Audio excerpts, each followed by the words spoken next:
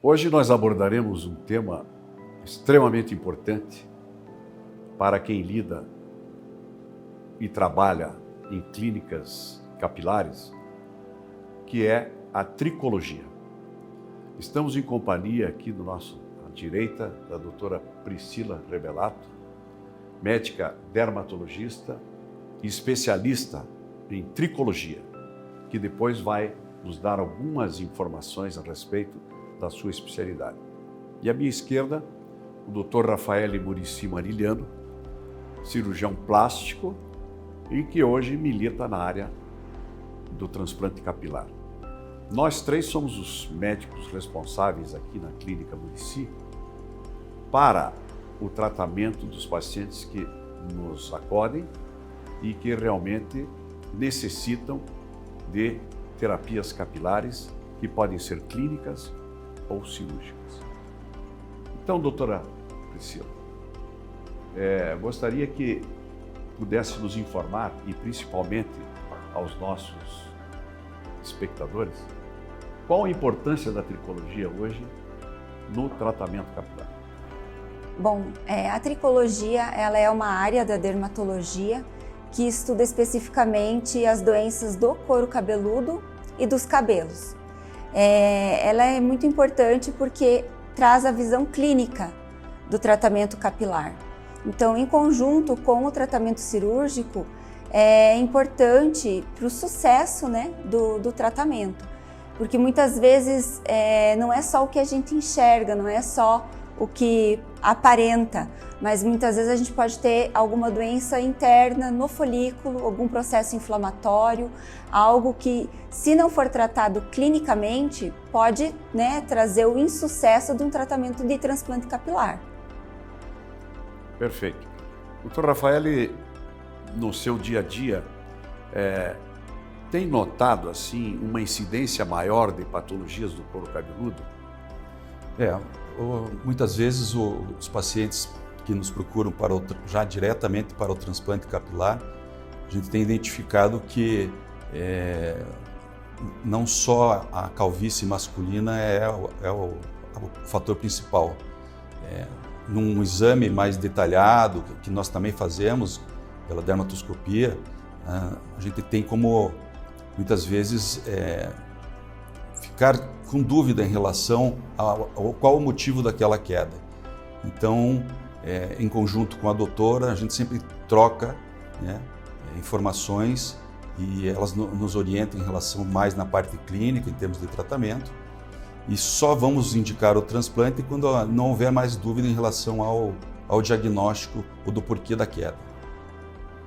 Doutora, nós temos observado que quando operamos com os cabelos raspados, nós notamos assim áreas cicatriciais do couro cabeludo. Imediatamente procedemos uma biópsia daquele local ou daqueles locais.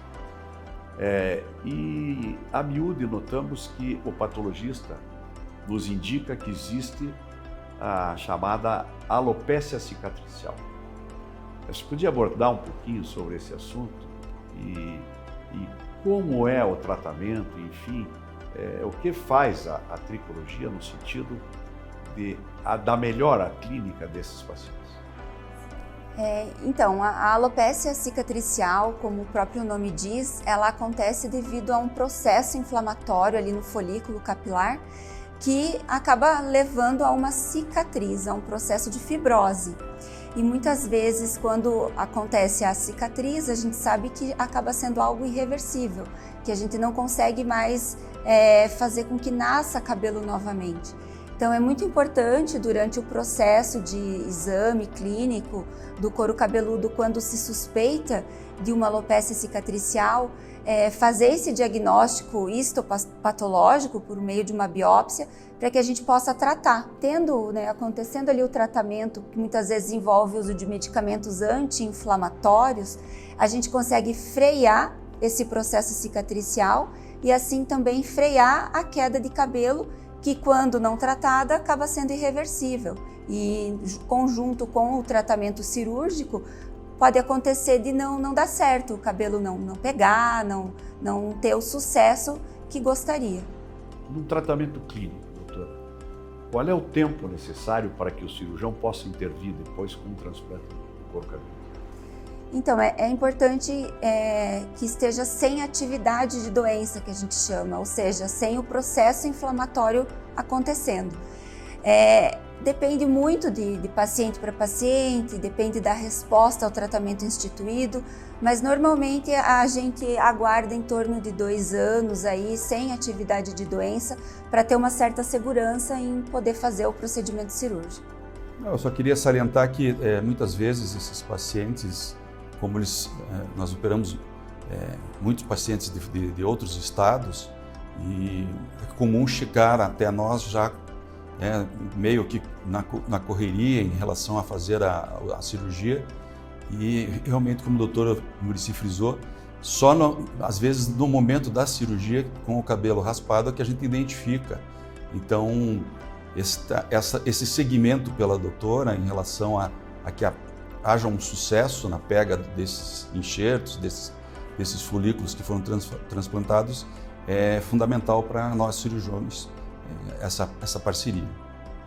Essa semana mesmo nós recebemos um laudo do exame anatomopatológico, o anato-histológico, e de um paciente que operou-se há 1 mês. E ele é do interior do estado, uma cidade importante, que tem recursos para tratamento lá, com médicos especializados nessa área, e nós o encaminhamos, porque o risco que nós cirurgiões corremos reside no fato de que o transplante pode não dar 100% do resultado esperado por causa da doença básica que esse paciente apresenta, né? Então, daí a necessidade da sempre termos os cirurgiões que lidam na área capilar, um médico especializado da área clínica, no caso dermatologista e tricologista, para que possam nos orientar e dar seguimento aos tratamentos além do tratamento cirúrgico. Isso é importantíssimo. E o paciente tem obrigatoriedade de tratar-se sob pena dessa calvície retornar, né? Eu queria salientar que a parte clínica é importante estar sempre junto com a parte cirúrgica, porque muitas vezes o paciente tem a ideia que quando ele transplanta, quando ele faz o transplante capilar, ele não precisa mais tratar, que parou por aí. Só que muitas vezes algumas doenças elas são progressivas. Então o tratamento clínico com medicamentos e com um adequado acompanhamento é importante aí para o sucesso, né, do transplante, para poder ter uma resposta favorável de todos os lados, não só o cirúrgico, mas o clínico também. Rafael, quais são as principais doenças do couro cabeludo que você já se deparou e encaminhou para a tricologista? Uma das que a gente mais identifica é uma doença do próprio couro cabeludo, em termos de um aumento de oleosidade, de aumento de descamação desse couro cabeludo, mas é frequente nós identificarmos muito, principalmente em mulheres, o eflúvio telógeno, que é a queda do cabelo pelo fato muitas vezes de uma alteração emocional, né, de estresse, mas a gente sabe que ela, na maioria das vezes, é reversível esse processo, mas necessita de um acompanhamento para fortalecimento desses fios. Até mesmo a gente também indica transplante para mulheres, e a mulher tem um diferencial de que quase que sempre eu indico um tratamento clínico prévio para reforço dessa estrutura capilar, melhoria do couro cabeludo.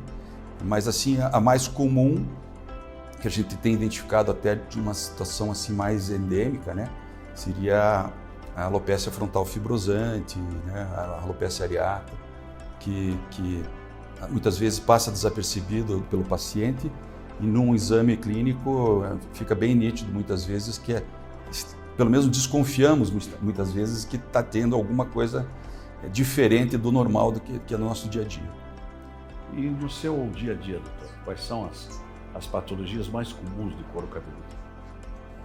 As patologias que eu mais vejo são o eflúvio telógeno, que é essa queda aguda e transitória, geralmente por algum estresse, e a alopécia androgenética, que é a calvície, tanto masculina quanto feminina.